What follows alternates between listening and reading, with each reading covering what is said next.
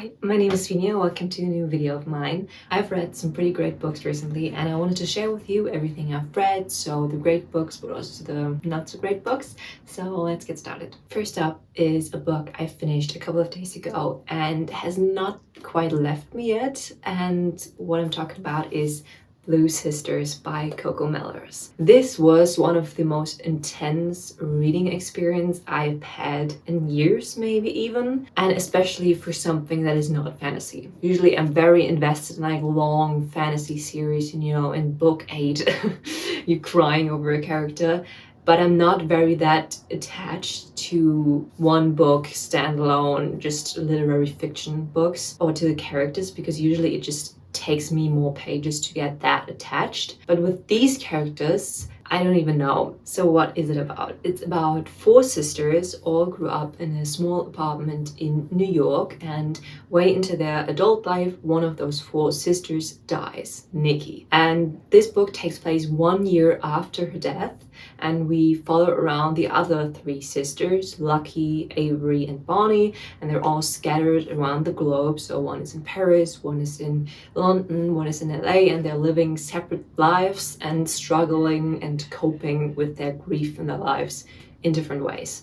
And it all takes place basically 1 year after, and we see them in each of the cities, but they eventually all get back to New York because their parents want to sell the apartment they grew up in. I think in the first like 100 or 150 pages, I had a couple of reading sessions where I put the book down and I was like depressed and in a bad mood like the rest of the day, because something about it just struck me and it stuck to me so badly, and I don't actually know what it is about it. And the way they were written, it was just so relatable. I think in every other Goodreads review it is said, the character's so real, they walk off the page, and that is 100% true.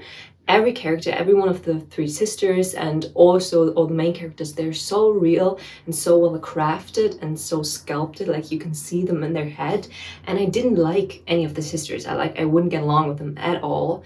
But the way they are written, and because they're so real, each and every one of them has their warmth and something about them that makes you really feel for them. And you watch them make mistakes and struggle through the whole book, and it is so real that it hurts so much. And it gets better over the course of the book, but I feel like especially like the beginning, where everyone is kind of separate from each other and struggling on their own and alone. And I think that was just kind of what, I don't know, it made me really, really depressed. But it got better. I'm really glad I finished it. For me, it turned out to be a 4 stars. It would have been 5 stars if it wouldn't have put me in such a very bad mood, and I was really not doing well those days.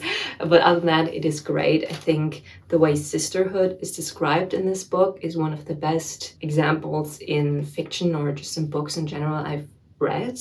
I think sometimes, especially like sibling dynamics in books, are not very well done, I think, because usually if you have, for example, teenager siblings and they're written by an adult, that maybe that was some time ago, siblings are very weird, I think, and they talk to each other the way no one would talk to their brother or their sister. Like if some of in those books, if my brother would talk to me like that, I would punch him in the face.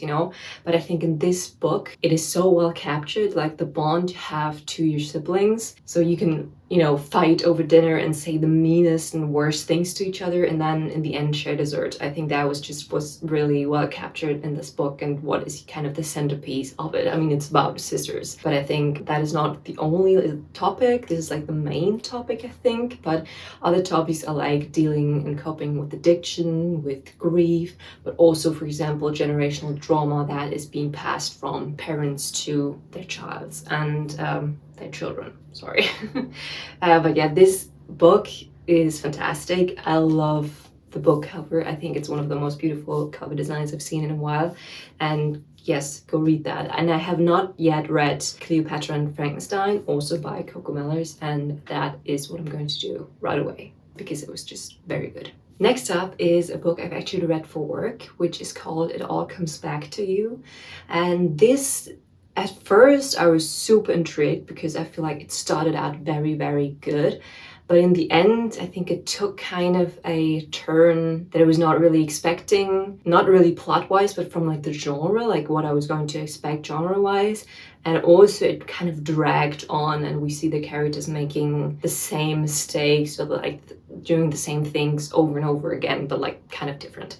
So basically the book is about a young girl called Anna, and she's 16, goes to high school, but she's like a genius, and she gets into this program so you can attend university courses and get credits for when you actually go to university. And she has to, for one of her university courses, she has to do a project with a team partner, and that turns out to be Gabe, who was, I think, 21 at this point and actually going to university.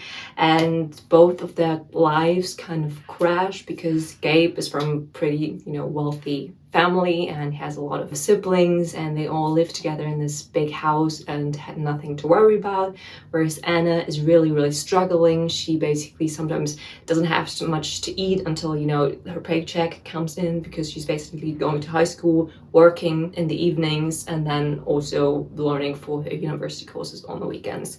And something's up with her mom, like we never see her, and she's also having struggles with her landlord, who's really nasty and making weird sexual innuendos, and also trying to get more money out of her. And those two kind of form this connection that is not really romantic in the beginning at all, but they kind of become friends. But Anna just doesn't tell him anything, or a lot about her life at all. And the premise is kind of their relationship over the course of like 15-20 years, and her bottling up those secrets and not knowing when to share and when not to share. And this book, I think it started out very well. It kind of left clues like, oh, if they know, like if his family knew what I did, or if they knew what had happened in my past, they wouldn't like me at all, and stuff like that. And you kind of, oh, what's happening? But then she drops that like multiple times over like 200 pages, and you're like, yeah, maybe just tell us now. And it kind of gets annoying in the middle. And also, I think people starting this book would expect kind of more a romance story where her past is kind of a part of the book, but it's really more about Anna and her coping with her past and her life and her family.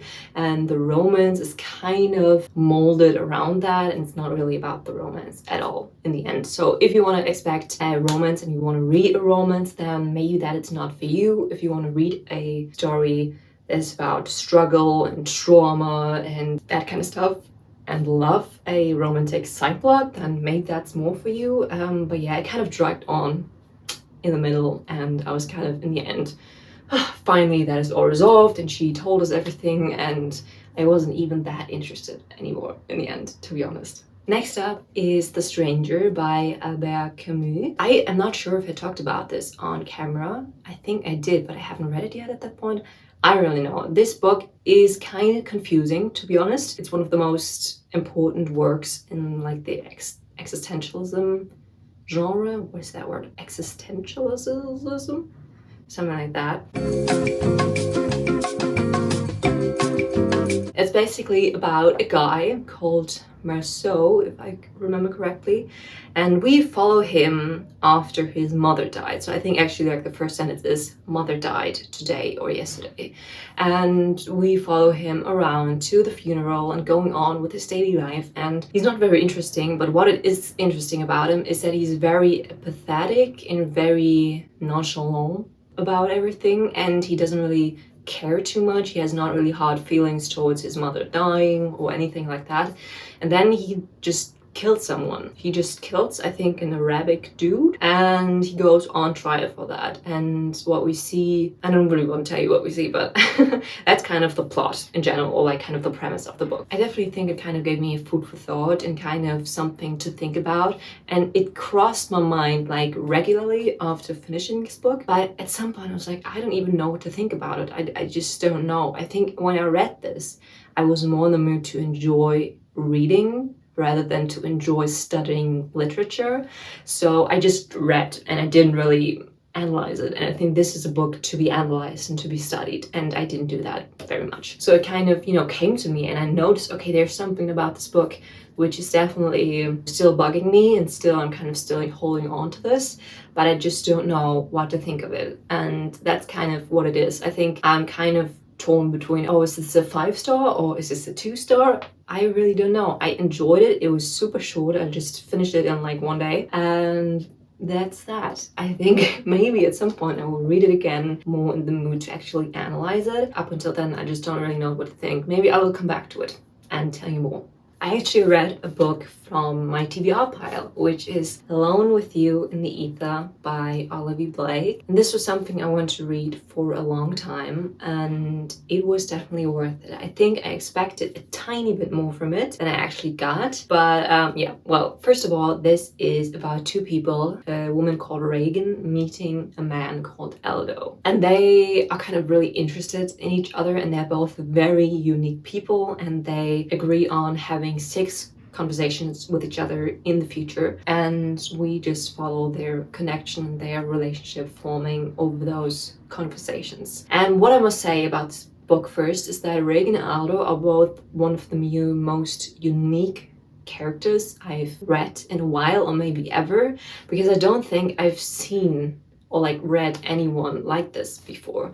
I think in a lot of like romance books, you have when someone is described as, oh, he's tall and broody and handsome, and dark hair. I always picture like the exact same guy, and you can, just switch them out. Or like the golden retriever guy with blonde hair and glasses. I mean, it's the same guy. But these ones are so unique, and I've never even met someone like this. And it was just so fun reading about them, because you could not expect how someone would, for example, answer a question. Like, there was just no way of you guessing what they would say. And I think that was just what was very interesting about it. And I think it had very deep and intense moments and very poetic lines and writing style, and I love that. But in a way, I think because those characters were so unique and so weird, kind of, I didn't connect to them that much, because I felt like I didn't really get them, you know what I mean? And I think that's what's kind of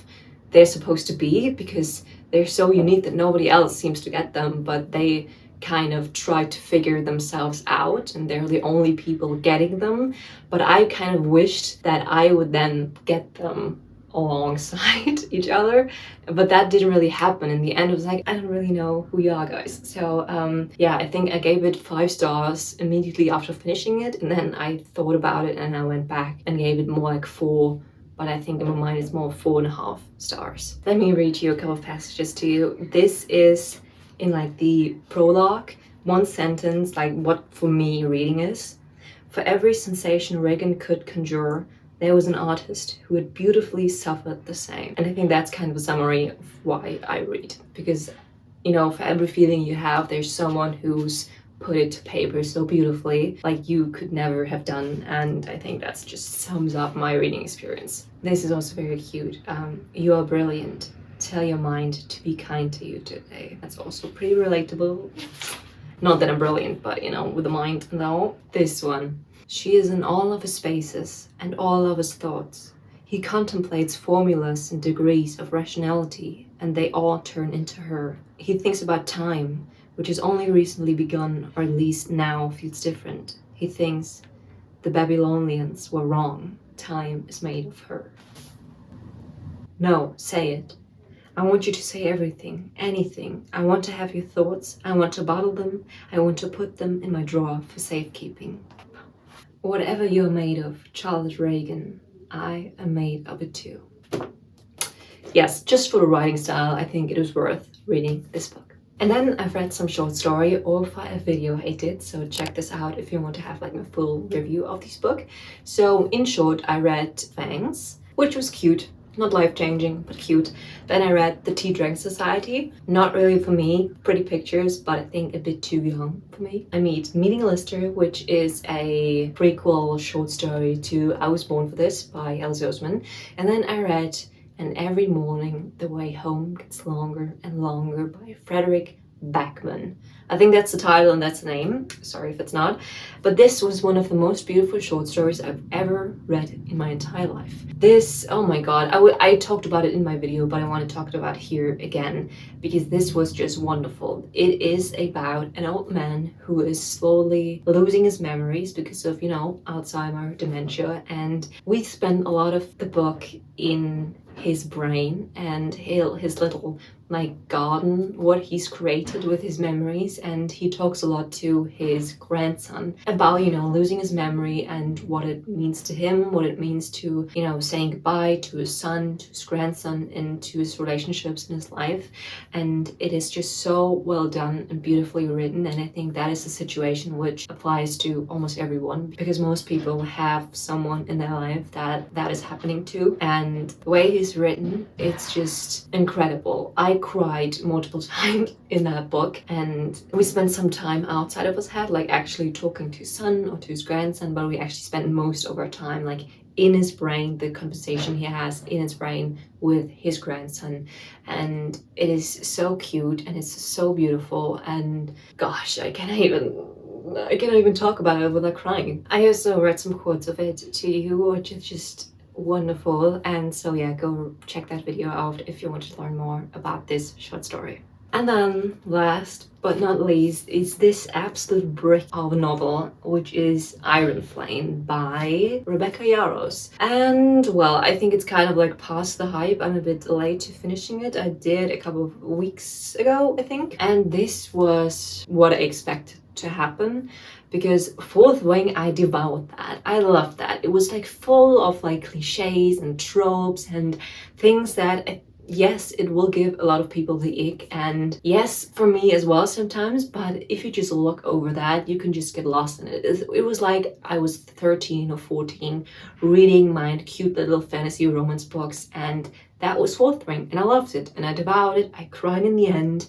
I think it was really good. Then Iron Flame came out, and a lot of people were saying, oh well, it's so much worse than the first book, and it's like a disappointment, and it's kind of the same thing happening but kind of worse. And I was kind of disappointed by that, to be honest. And then I bought it, but I didn't really pick it up. But then eventually I was like, okay, well, I will read it anyways, because there's a lot of books where people were shit talking about it, and I still loved it because I could, you know, look over that or just, you know, read with one eye closed. And I thought, well, maybe that's the same. But this was longer than the first book and more complicated, but also not complicated in a way where, oh, it's so smart. But no, she kind of just dropped a lot of things in there in that soup, and the soup was kind of like just too much of it all. It was not really a good soup, you know. I don't know why I'm making this metaphor, but I don't know, it was just overcomplicated, and I think her relationship with Sladen, I don't know, is kind of a bit annoying in this book. Sorry, I got distracted by a bird. They're kind of annoying. I mean, they're annoying each other, they're annoying me. I think a lot of the side characters are like, I don't even remember them right now. Who there were. There were so many scenes that were so tedious. It was like dragging to get through them.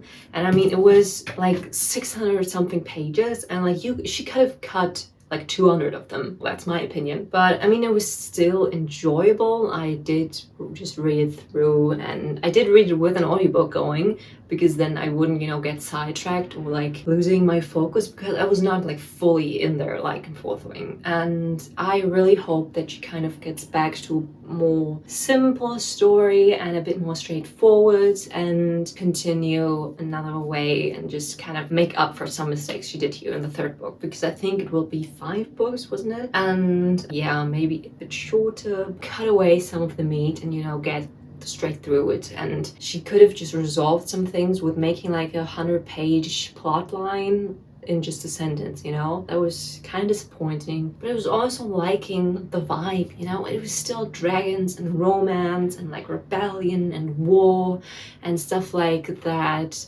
which you want from like Actor or something like that, or what I loved as a kid with like the Shadowhunters world. So it's still cool, but it's not as cool as the Fourth Wing book. So yeah, Iron Flame, I don't know. I will continue on with the series when the third book gets out, but if that is like this one, I think I will stop out for that, to be honest. So no pressure, Rebecca Yarros, just don't fuck it up, please. Thank you.